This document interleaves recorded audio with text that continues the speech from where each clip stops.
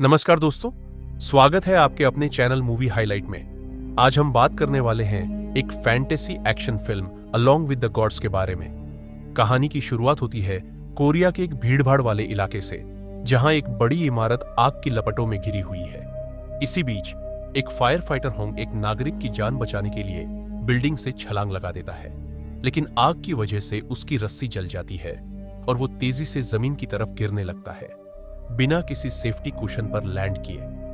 गिरते वक्त उसकी पूरी जिंदगी उसकी आंखों के सामने घूमने लगती है।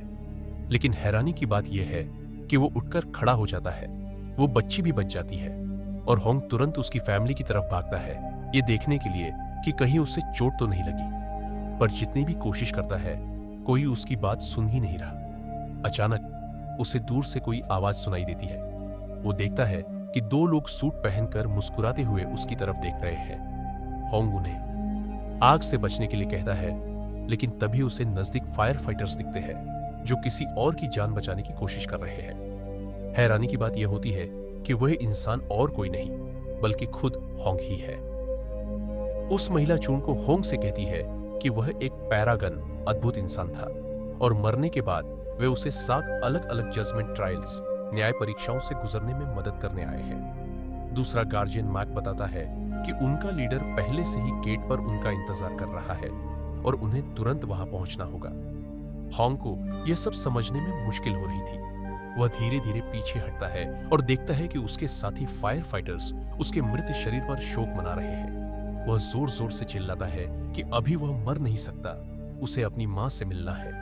लेकिन तभी उसका शरीर धीरे धीरे ऊपर उठने लगता है और विशाल पोर्टल की ओर जाने लगता है। गार्जियन यह देखकर भावुक हो जाते हैं कि मरने के बाद भी होंग अपनी मां के लिए इतना प्यार रखता है। जल्द ही वे एक अलग ही दुनिया में पहुंच जाते हैं, जहां हजारों लोग जजमेंट गेट्स की तरफ बढ़ रहे हैं।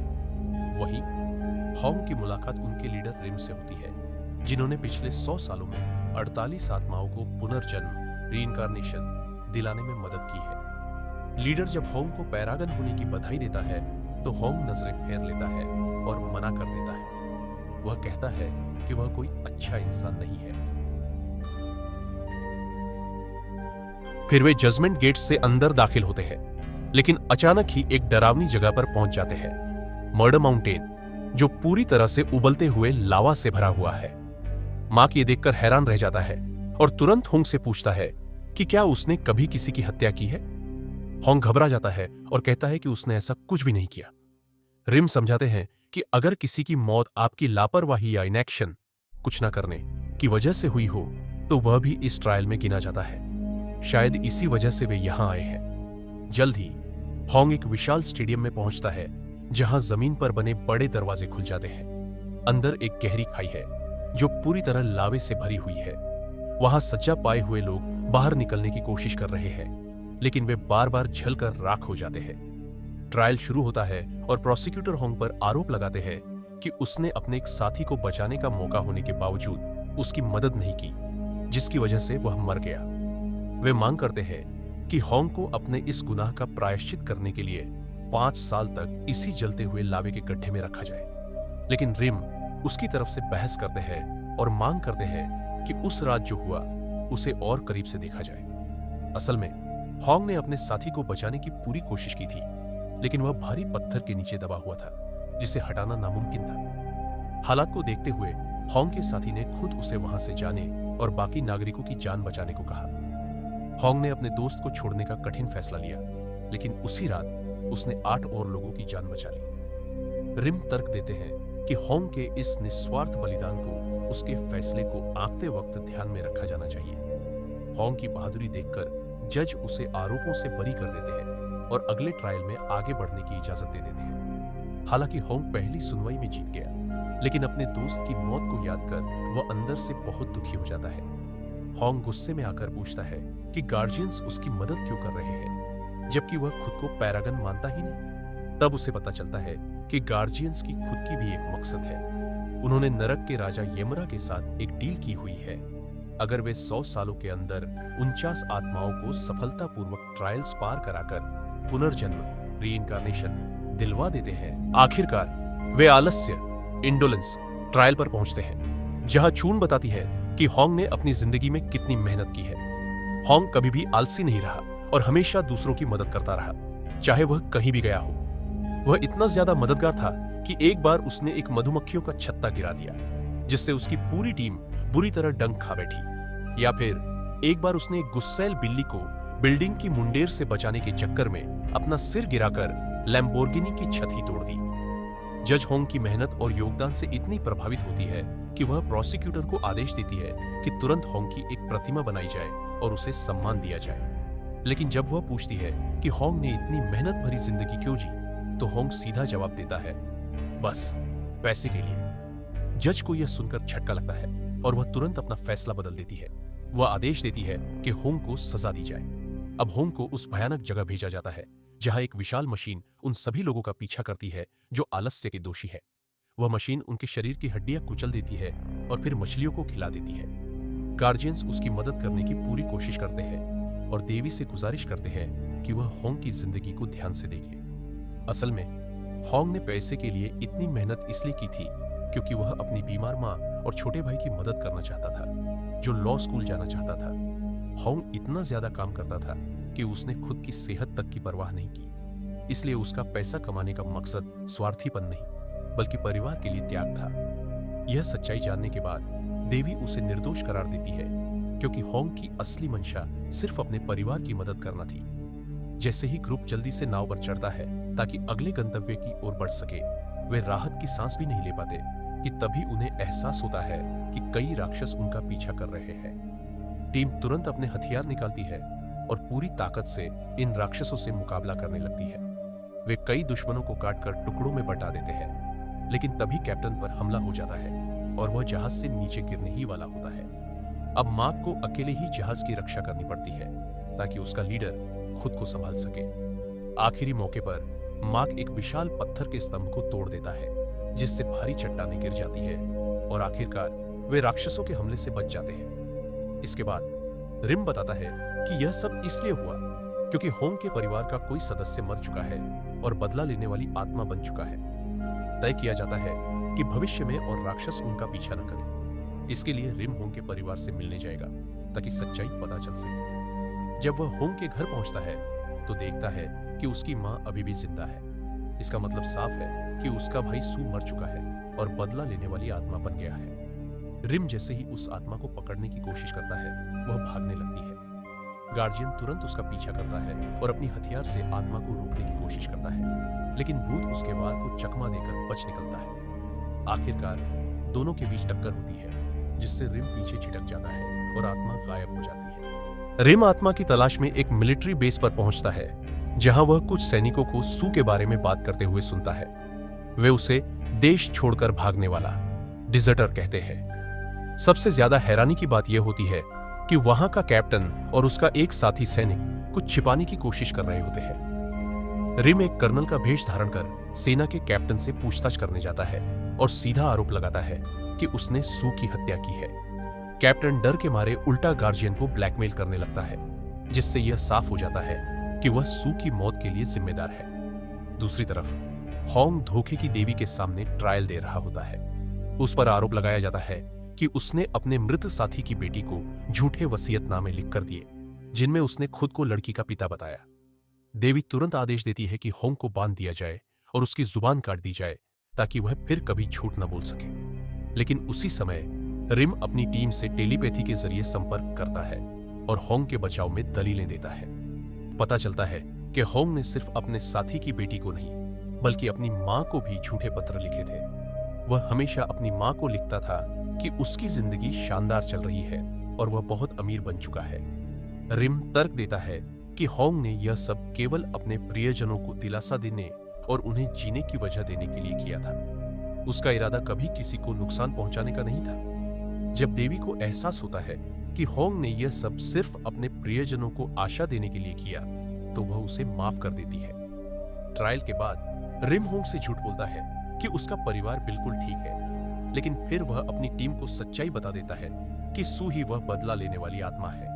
अब रिम समय में पीछे जाकर देखता है कि उस रात असल में क्या हुआ था। जब सू की मौत हुई, वह देखता है कि डोंग नाम का एक सैनिक गलती से सू को गोली मार देता है, जब उसने अपनी गन का सेफ्टी लॉक हटा दिया था। डोंग तुरंत अपने कैप्टन को बुलाता है, लेकिन कैप्टन सू को बचाने की जगह उसका शव छिपाने और सबूत नष्ट करने का आदेश देता है ताकि उसकी प्रमोशन पर कोई दाग न लगे। लेकिन जब रिम सू के शरीर को ध्यान से देखता है तो उसे झटका लगता है। सू असल में मरा ही नहीं था। इस दृश्य को देखकर रिम को अपने अतीत की याद आ जाती है, जब उसके पिता को भी जिंदा दफना दिया गया था। इधर होंग अन्याय के नरक हेल ऑफ इनजस्टिस में पहुंच चुका है।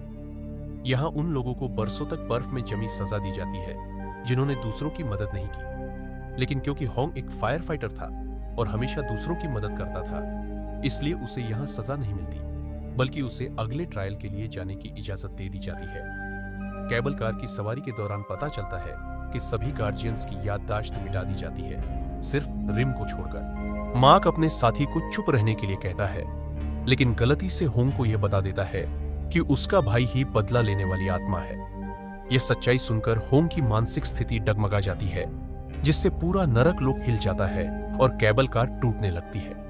लगभग सभी गिरने वाले होते हैं, लेकिन आखिरी पल में होंग खुद को संभाल लेता है और अपनी टीम की मदद करने का फैसला करता है।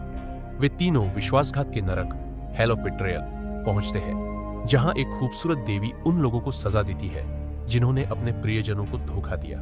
वे दंडित आत्माओं को शीशे के अंदर कैद कर देती है और फिर शीशा टुकड़ों में तोड़ देती है। लेकिन क्योंकि होंग एक पैरागन था और उसने कभी किसी को धोखा नहीं दिया, इसलिए उसे बिना किसी दंड के अगले ट्रायल में जाने की इजाजत मिल जाती है। इसी समय रिम एक नाइट क्लब में बदला लेने वाली आत्मा यानी सू को ढूंढ लेता है। सू वहां उन सैनिकों में से एक को मारने आया है जिसने उसे जिंदा दफनाया था। रिम तुरंत उसका पीछा करता है और दोनों के बीच शहर के ऊपर हवा में जबरदस्त लड़ाई शुरू हो जाती है। आखिरकार रिम एक जाल बिछाकर सू को एक इमारत पर जादुई रस्सियों से बांध देता है। रिम उसे समझाने की कोशिश करता है कि अगर वह अपने हत्यारों को माफ कर देगा तो उसे पुनर्जन्म मिल सकता है। अगर वह बदला लेने में ही लगा रहा तो उसकी आत्मा हमेशा के लिए नष्ट हो जाएगी। लेकिन यह सुनकर सू को अपने साथ हुए विश्वासघात की याद आ जाती है और वह गुस्से से चिल्लाता है। उसके गुस्से की वजह से एक भारी शॉकवेव पैदा होती है और वह रस्सियों को तोड़कर आजाद हो जाता है। इधर डोंग शराब के नशे में अपनी गिल्ट पछतावे से बुरी तरह टूट चुका होता है। आखिरकार वह सू की मां के पास जाकर उसके बेटे की लाश का लोकेशन बता देता है। सू की मां मैप खोलकर देखती है और पहली बार अपने छोटे बेटे का ठिकाना जान पाती है। वहीं सू की आत्मा पीछे खड़ी होकर यह सब देख रही होती है। अब सू खुद रिम के पास आता है और कहता है कि उसने डोंग को माफ कर दिया है। वह देख चुका है कि कैसे डोंग अपने अपराध बोध से टूट चुका है और उसने खुद उसकी मां को लाश का बता दिया। अब सू रिम से विनती करता है कि वह एक मीडियम बने ताकि वह डोंग से आखिरी बार बात कर सके। वह वादा करता है कि इसके बाद वह ट्रायल्स के लिए तैयार रहेगा। रिम के माध्यम से सू डोंग से कहता है कि उसने उसे माफ कर दिया है और बीते हुए समय की वजह से अब नए आंसू मत बहाओ। उधर होंग हिंसा के नरक हेल ऑफ वायलेंस में पहुंचता है, जहां उसके सामने एक विशाल गड्ढा खुलता है। उसे इसी गड्ढे में कूदकर ट्रायल्स पार करने हैं। होंग गड्ढे में गिरता है और एक विशाल चट्टान से टकरा जाता है, लेकिन मार्क उसे पकड़कर उसकी जान बचा लेता है। लेकिन तभी होंग संतुलन खो देता है और दोनों नीचे गिरने लगते हैं। होंग किसी तरह लड़की को पकड़ लेता है और उसे बचाने की कोशिश करता है, ठीक वैसे ही जैसे उसने मरने से पहले किया था। आश्चर्यजनक रूप से जैसे ही होंग और उसके साथी गड्ढे के तल तक पहुंचते हैं, उनकी गिरावट अचानक रुक जाती है। अब हिंसा का परीक्षण ट्रायल ऑफ वायलेंस शुरू होता है और प्रोसिक्यूटर्स होंग पर आरोप लगाते हैं कि उसने हाई स्कूल के दौरान अपने छोटे भाई सू की पिटाई की थी। यह अपराध माफ करने योग्य नहीं था, क्योंकि उस समय उनका परिवार बेहद गरीब था और सू पहले से ही कुपोषण से जूझ रहा था। सबसे बुरी बात यह थी कि होंग ने इस घटना के बाद कभी माफी नहीं मांगी, बल्कि वह अगले ही दिन घर से भाग गया और फिर कभी वापस नहीं लौटा।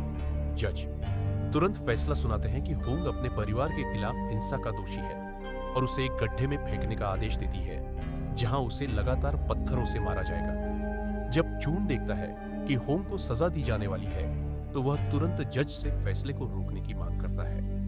वह अनुरोध करता है कि इस परीक्षण को अंतिम परीक्षण के साथ जोड़ा जाए, क्योंकि दोनों एक दूसरे से जुड़े हुए हैं। लेकिन यह एक बहुत बड़ा जोखिम था, क्योंकि अगर होंग अगले परीक्षण में दोषी पाया जाता तो गार्जियंस को अपने सभी शक्तियों का त्याग करना पड़ता। अफसोस की बात है कि गार्जियंस को जल्द ही उस रात की पूरी सच्चाई पता चल जाती है, जब होंग और सू के बीच झगड़ा हुआ था। सू की नींद खुल गई थी जब उसने होंग को अपनी मां के सामने घुटनों पर बैठे देखा। उसने तुरंत पूछा कि होंग क्या कर रहा है, लेकिन जैसे ही उसने गौर किया, उसे पता चला कि होंग अपनी ही मां को तकिए से मारकर खत्म करने की कोशिश कर रहा था। सू झट से अपने भाई को रोकने की कोशिश करता है, जिससे गुस्से में होंग तकिया गिरा देता है और सू को बेरहमी से मारने लगता है। असल में उस समय होंग पूरी तरह से हताश और निराश था। उनका परिवार बेहद गरीब था और उनकी मां गंभीर रूप से बीमार थी।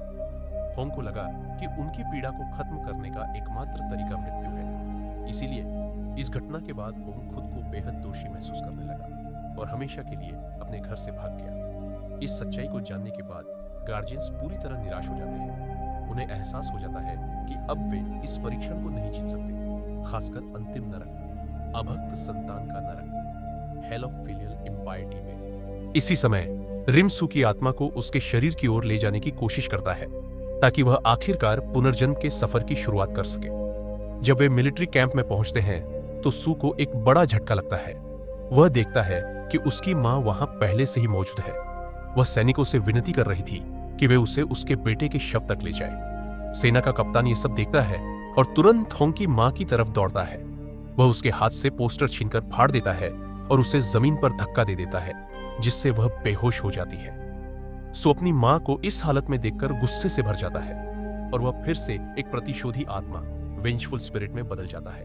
वह अपनी जंजीरों से आजाद हो जाता है और रिम को जबरदस्त ताकत से उठाकर दूर फेंक देता है। सू का क्रोध इतना बढ़ जाता है कि वह एक विशाल बवंडर, टोर्नेडो बन जाता है, जो पूरे सैनिक अड्डे को निगल लेता है और स्वर्ग और नरक के बीच एक द्वार खोल देता है। वह चारों तरफ तबाही मचाने लगता है, इमारतें गिरने लगती है, सैनिक हवा में उड़ने लगते हैं और रिम बेतहाशा कोशिश करता है कि किसी को मरने से बचा सके। इसी बीच मक उस पोर्टल से होते हुए जीवित दुनिया में प्रवेश करता है और सीधा सू पर हमला करता है। वह एक विशाल मूर्ति को तोड़ता है, जिससे सू कुछ देर के लिए बेहोश हो जाता है। रिम इस मौके का फायदा उठाता है और अपनी जादुई रस्सी से सू को जकड़ लेता है, जिससे आखिरकार उसकी तबाही रुक जाती है। दूसरी तरफ होंग का आखिरी परीक्षण शुरू होता है और इस बार नरक के राजा योमरा खुद न्यायाधीश बनते हैं। देवता उस पर आरोप लगाते हैं कि उसने अपनी मां की हत्या करने की कोशिश की और अपने छोटे भाई को इतने बुरे वक्त में पीटा। इसके अलावा राजा एक और चौंकाने वाली सच्चाई उजागर करते हैं। होंग की मां को इस बारे में हमेशा से पता था कि उसके बेटे ने उसे मारने की कोशिश की थी, लेकिन उसने कभी कुछ नहीं कहा और इस दर्द को अपने दिल में छुपा कर रखा। इस वजह से योमरा का फैसला साफ था। होंग को हमेशा के लिए इसी नरक में रहने की सजा दी जाएगी, क्योंकि उसने उस इंसान की हत्या की कोशिश की जिसने उसे जन्म दिया था। अचानक पूरा नरक कांपने लगता है और किसी की आवाज गूंजने लगती है। यह रिम की शक्ति थी, जिसने सू को उसकी मां के सपने में प्रवेश करने की अनुमति दे दी थी। अब सू अपनी मां से होंग के लिए माफी मांग रहा था। वह अपनी मां से कहता है कि भाई ने पिछले 15 सालों से बिना रुके काम किया, सिर्फ इसलिए कि वह अपनी गलती का प्रायश्चित कर सके। अचानक होंग की मां बोलती है, मैंने अपने बेटे को बहुत पहले ही माफ कर दिया था। वह यह भी कहती है कि मुझे खुद पर अफसोस है कि मैं अपने बच्चों को अच्छी जिंदगी नहीं दे पाई। यह सुनते ही होंग फूट फूट कर रोने लगता है और यह देखकर खुद योमरा भी भावुक हो जाते हैं। राजा सोच में पड़ जाते हैं और कहते हैं, अगर मां ने बेटे को माफ कर दिया है तो अब मैं इसे सजा नहीं दे सकता। इसके बाद योमरा फैसला सुनाते हैं कि होंग अब पुनर्जन्म के लिए स्वतंत्र है। होंग यह सुनकर गार्जियंस की ओर झुककर धन्यवाद देता है और धीरे धीरे तेज रोशनी में गायब हो जाता है। अब रिम और उसकी टीम अपने अंतिम लक्ष्य की ओर बढ़ते हैं, सू को उनके 49वें पुनर्जन्म के रूप में भेजना, ताकि वे भी फिर से इंसान बन सके। टीम नरक के अंतिम द्वार में प्रवेश करती है, जहां भयानक राक्षस उनका इंतजार कर रहे थे। अब गार्जियंस पूरे बल से दुश्मनों पर हमला करते हैं, ताकि नरक के राजा योमरा तक पहुंच सके। तो दोस्तों, आपको यह फिल्म कैसी लगी? नीचे कमेंट्स में अपनी राय जरूर बताएं। अगर आपको वीडियो पसंद आया हो तो लाइक और सब्सक्राइब करना ना भूलें। मैं मिलता हूं अगले वीडियो में, तब तक के लिए अलविदा।